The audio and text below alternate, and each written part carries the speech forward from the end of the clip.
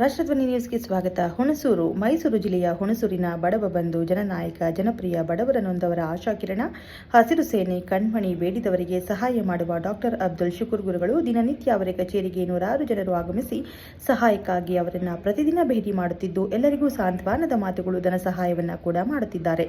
ಹುಣಸೂರಿನ ಅವರ ಕಚೇರಿಗೆ ಹೋದರೆ ಶಾಂತಿಯುತ ವಾತಾವರಣ, ನೆಮ್ಮದಿ ವಾತಾವರಣ. ರಾಜ್ಯಾದ್ಯಂತ ಡಾಕ್ಟರ್ ಅಬ್ದುಲ್ ಶುಕೂರ್ ಗುರುಗಳೆಂದು ಎಲ್ಲರಿಗೂ ಮನೆ ಮಾತಾಗಿದ್ದಾರೆ. ಸಮಾಜ ಸೇವೆಗಾಗಿಯೇ ಸರ್ಕಾರವು ಅವರಿಗೆ ಡಾಕ್ಟರೇಟ್ ನೀಡಿ ಗೌರವಿಸಿದೆ.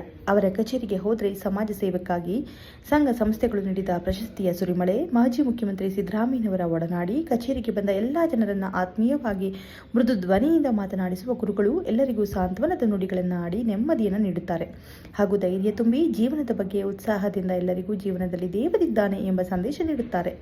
ಬರುವಾಗ ಖಾಲಿಯಾಗಿ ಬಂದಿದ್ದೇವೆ, ಹೋಗುವಾಗಲೂ ಖಾಲಿ ಕೈಯಲ್ಲಿ ಹೋಗುತ್ತೇವೆ. ನಮ್ಮ ಜೊತೆಯಲ್ಲಿ ಪುಣ್ಯ ಒಂದೇ ಬರುತ್ತದೆ.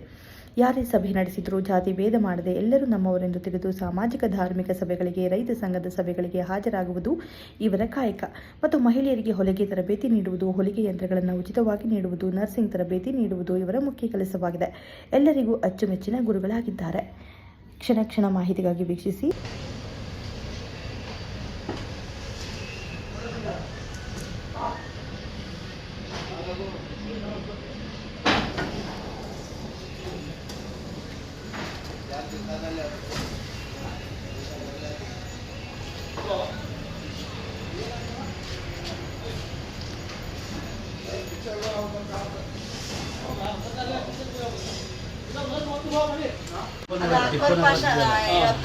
ಚಾಮರಾಜನಗರದಲ್ಲಿ ಟಿಪ್ಪುನಗರ ಅಲ್ಲಿ ವಸೀಂ ಇದ್ರಲ್ಲ, ಅವರು ಮಸೀದಿ, ದೊಡ್ಡದು ಮಸೀದಿ ಕಾರ್ಯದರ್ಶಿ, ಅವರೆಲ್ಲ ನಮ್ಮ ಆತ್ಮೀಯ ಸ್ನೇಹಿತರು.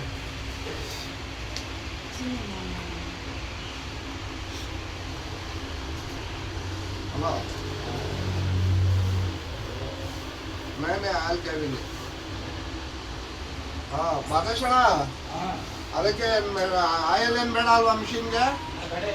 ಏನದ ಆಯಲ್ ಆಯಿಲ್ ಹಾಕದೆ, ಖಾಲಿ ಪೆಟ್ರೋಲ್, ಖಾಲಿ ಪೆಟ್ರೋಲ್, ಆಯಿಲ್ ಬೇಡ, ಖಾಲಿ ಪೆಟ್ರೋಲ್.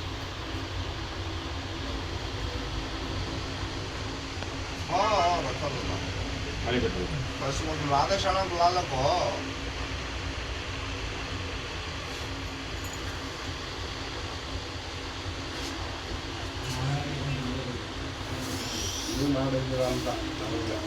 ಸರ್ ಅಲ್ಲೇ ನಗರದಾಗ ನಗರದಲ್ಲಿ